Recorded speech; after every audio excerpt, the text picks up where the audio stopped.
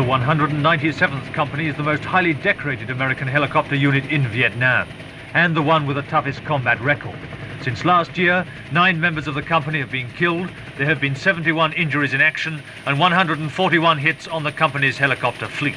The presidential citation was awarded for extraordinary heroism. 80% of the men are volunteers. Their regular tour of duty is a year, but many sign on for more service in this highly dangerous and entirely new branch of tactical warfare. From the unit's base in Saigon, Sandy Gall reports. Helicopter war in Vietnam is certainly the most dramatic and one of the deadliest forms of warfare out here. It's revolutionary too, opening up an entirely new concept of tactics in the air and on the ground. And for the American helicopter crews that fly these missions, it's a highly dangerous business. When a helicopter's coming into attack, it's only doing about 80 miles an hour, flying at a few hundred feet up, with neither the advantage of speed nor altitude to help it. And the shooting of the Viet Cong is getting better all the time.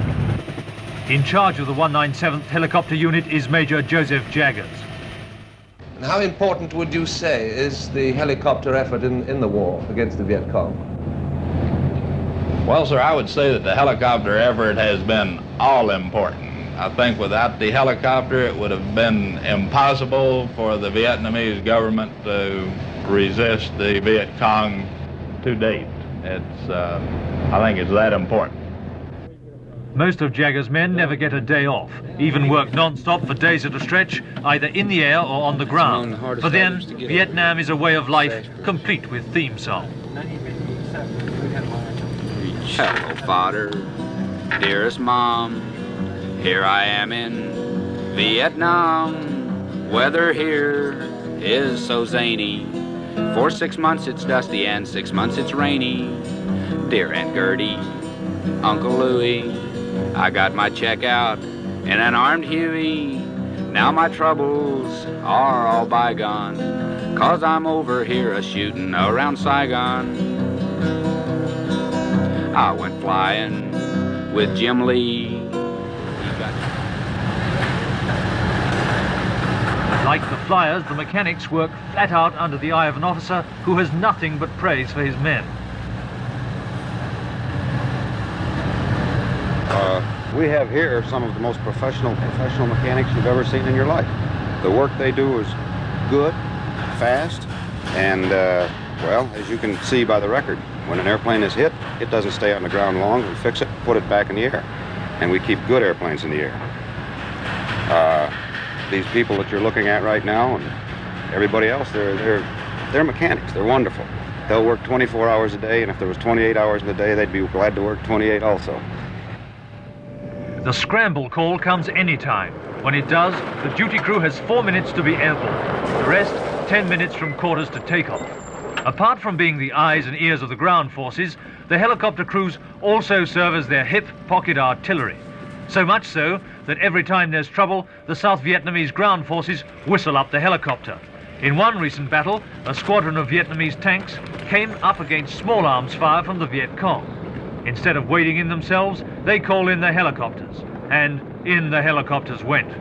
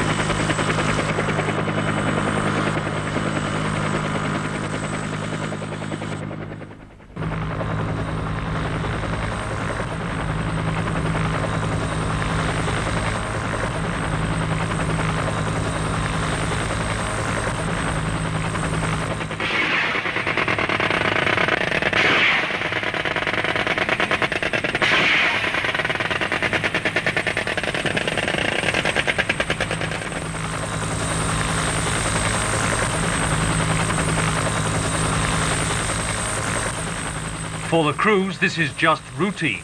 But what are the feelings of a pilot in action? You get to the operational area itself, it gets so busy so quickly that you have very little time to think at all.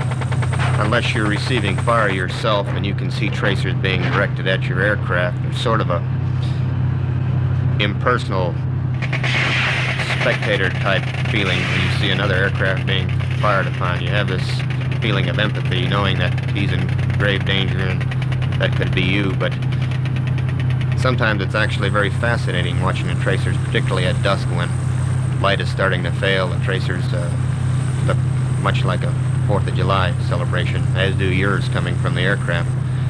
I think that as far as thinking about what's going on or having a great deal of thought process at the time that it is going on, most of the pilots just try to divorce themselves completely mentally from the sensations of what's occurring and try to stick pretty much to the job at hand. Whenever we go into one of these operations, as soon as a man is hit, it's just a matter of minutes before his replacement slips into the seat. In many cases, they don't even have time to clean the blood off the aircraft.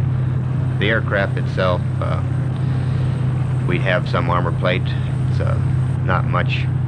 It has stopped some projectiles.